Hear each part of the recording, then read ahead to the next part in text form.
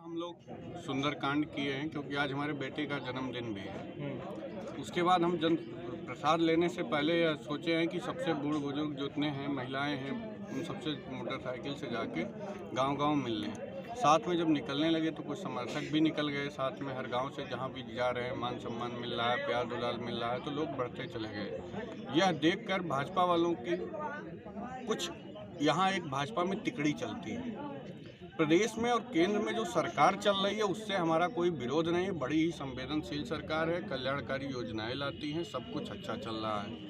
लेकिन पता नहीं क्यों प्रदेश स्तर का जो संगठन है उसको यह नज़र नहीं पड़ रही है कि आलापुर विधानसभा में एक तिकड़ी चलती है जो भाजपा को पूरी तरह खत्म कर देना चाहती है।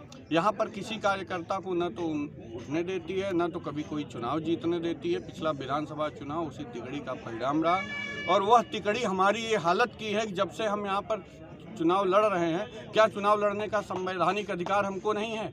क्या हम पार्टी के सक्रिय कार्यकर्ता हैं तो उसके बाद हम चुनाव कोई नहीं लड़ेंगे? या कोई रजिस्टर्ड एग्रीमेंट हो गया है कि इन्होंने ये लोग जिसको पैसा लेकर टिकट बेच देंगे वही चुनाव लड़ेगा, दूसरा कोई चुनाव नहीं लड़ेगा? अगर हम चुनाव निर्दल के रूप में पर्चा भर दिए तो ऐसा कौन सा अपराध कर दिए हैं कि जब से ये लोग प्रचार करने निकलते हैं तो प्रचार नहीं करते हैं। वहाँ पर गांव-गांव में जाकर ये बताते हैं कि राधे श्याम को चुनाव से 2 दिन पहले उठा लिया जाएगा, राधे श्याम को अब उठा लिया जाएगा, राधे श्याम को अब गिरफ्तार कर जेल भेज दिया जाएगा, राधे श्याम को तब भेज दिया जाएगा, अब कह रहे हैं चुनाव बाद गिरफ्तार कर जेल भेज दिया जाएगा। यही इनकी चल रही है। यह तिकड़ी पूरी तरह से हमको इतना प्रताड़ित कर दी है कि हम रात में सोते हैं तो हमारा पूरा परिवार डरता है कि कब ये लोग किसी साजिश में फंसा देंगे और हमको जेल भेज दिया जाएगा।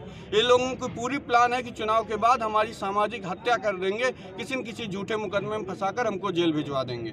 यह तिकड़ी भाजपा को, हमारे साथ साथ पूरी भाजपा को यहाँ बर्बाद कर रखी है। इन्होंने क्षेत्र में सवर्ण भाजपा के मूल वोटर थे, लेकिन इन्होंने उसको 2 भागों में बांट दिया, ब्राह्मण अलग ठाकुर अलग, और ब्राह्मण ठाकुर में इतना झगड़ा लगाया कि अभी 2 मर्डर, डबल मर्डर हो गया। उसकी पूरी भूमिका इन्होंने तैयार किया और आगे भी भूमिका ये तैयार करते रहते हैं। हमको इसी घटनाक्रम में हमको ज़बरदस्ती इन्होंने पुलिस बुलाकर हमको ज़बरदस्ती वहाँ से पकड़वाया।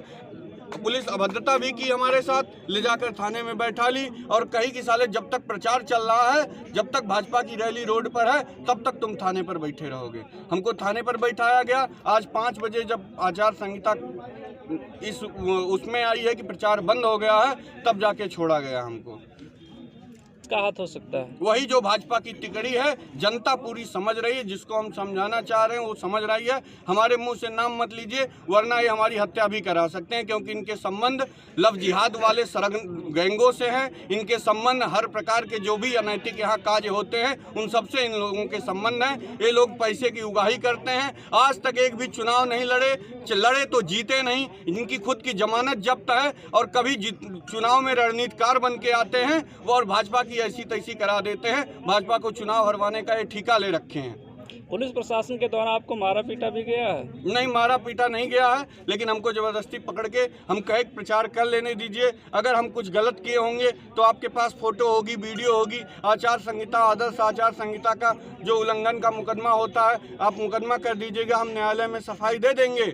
लेकिन इन्होंने कहा कि नहीं, जब तक प्रचार चल रहा है, भाजपा की जब तक रैली निकल रही है, रैली में 10-20 कार्यकर्ता और भाड़े पर बुलाए गए 10-20 लोग, यही इनके थे। यही इनकी बौखलाहट है। भाजपा की यहाँ जमानत जब्त हो रही है। जनता यहाँ भाजपा की जमानत बुरी तरह से जब्त करा रही है।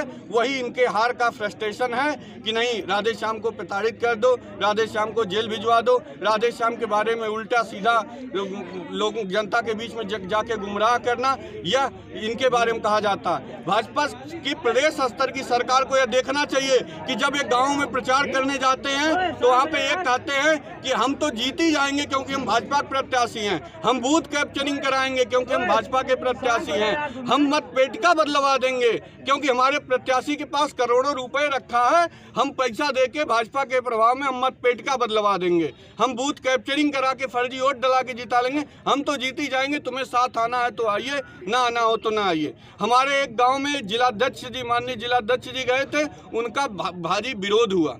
विरोध सिर्फ इस बात का हुआ कि वहाँ पे पूछे मतदाता कि भैया वो आपके यहाँ टिकट मिलने का पैमाना क्या होता है, आप टिकट मिलने का पैमाना बता दीजिए। अब की बार हम लोग चूक गए, अगली बार उस पैमाने पर खरा उतरेंगे, चाहे उसके लिए खेत बाड़ी बेचना पड़ेगा।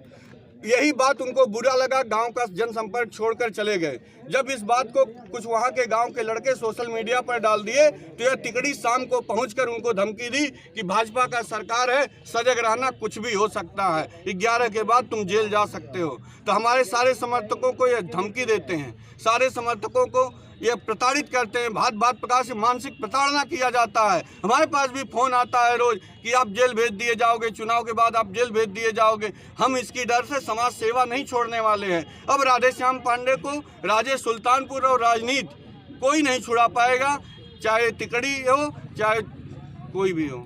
आज की थोड़ा कुछ बता प्रकाश डालिए तो। यही